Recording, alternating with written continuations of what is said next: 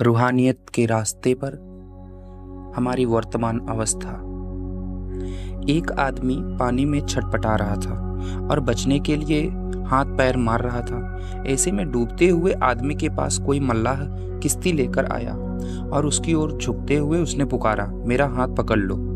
पानी में छटपटाते हुए वह आदमी कहने लगा, मैं बड़ी मुसीबत में हूँ, तुम सोच भी नहीं सकते कि मुझे कितनी तकलीफ हो रही है। मल्लाह ने फिर कहा, लो पकड़ो, मेरा हाथ पकड़ो।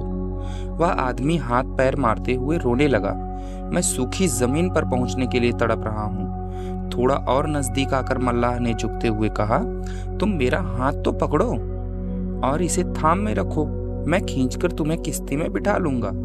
लेकिन वह आदमी रोते रोते पानी में हाथ पैर मारते हुए बोलता गया, मेरे ही साथ ऐसा क्यों हुआ? मेरे साथ बड़ी नाइंसाफी हुई, मैं ही पानी में क्यों गिरा? अगर मैं या आप किश्ती में बैठे होते और उस डूबते हुए आदमी की मदद के लिए हाथ बढ़ाते, तो क्या उस वक्त हम गुस्से में झल्लाकर नहीं चिल्लाते कि अरे भले मानस, मेरा हाथ तो थामो, असलियत को देखो। असलियत को देखो, हमारे लिए इन शब्दों का क्या मतलब है? आज के दौर में इनका मतलब है, अपने आप को धोखे में ना रखो। इस बात को समझो कि तुम कौन हो और तुम्हारे हालात क्या हैं। जागो और अपनी असलियत को पहचानो। रूहानियत में इन शब्दों का मतलब केवल यही नहीं, बल्कि इसमें कहीं और ज्यादा है। इसका मतलब यह है कि असल में सत्य क्या है, उसे पहचानना, उसकी गहराई, उसके सार को समझना। इसका मतलब है हमें वह सब करना चाहिए जो उस सत्य का अनुभव करने के लिए जरूरी है। इसका अर्थ है उस सत्य के साथ जीना, यानी सत्य को अपनी जिंदगी का हिस्सा बनाना, सत्य का ही रूप बन जाना। असल में इसका अर्थ है परमात्मा की पहचान करना। हमारी हालात कहानी में बताए गए उस डूबते हुए आदमी जैसी ही है।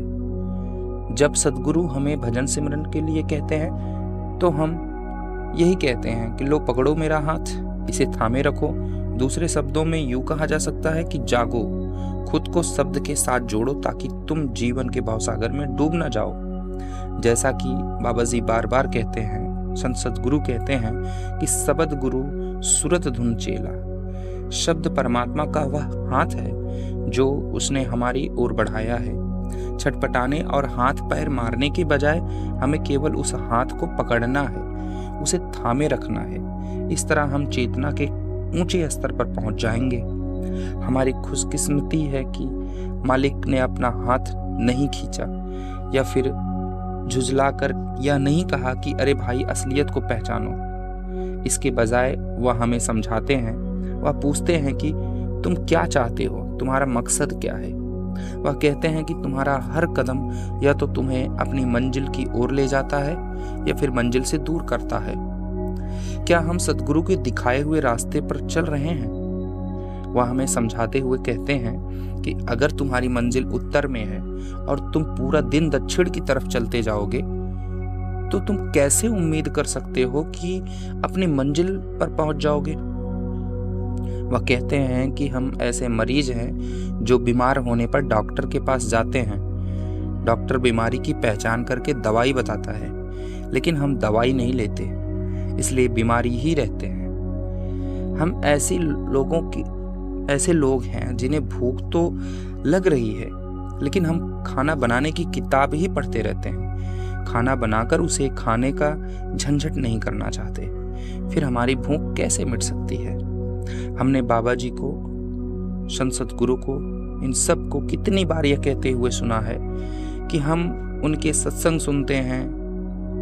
वह कितना जोर देकर बार बार संगत से विनती करते हैं कि पूरी लगन से रोज भजन सिमरन यानी सद्गुरु का बढ़ाया हुआ हाथ पकड़ें।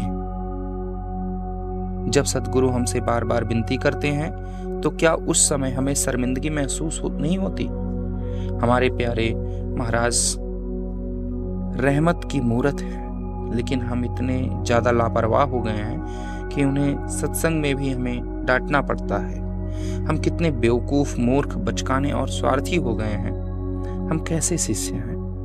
हालांकि संत मत शर्मिंदा होने का और अपने आप को दोषी ठहराने का मार्ग नहीं है, यह करने का मार्ग है। यह प्रेम के बाहरी दिखावे का मार्ग नहीं है, यह मार्ग करने का है। यह रूहानियत के बारे में सिद्धांत और धारणाएं बनाने का मार्ग नहीं है, यह करने का मार्ग है। जैसा कि मालिक अक्सर कहते हैं कि बातों से बातें मिलेंगी, करने से करनी मिलेगी।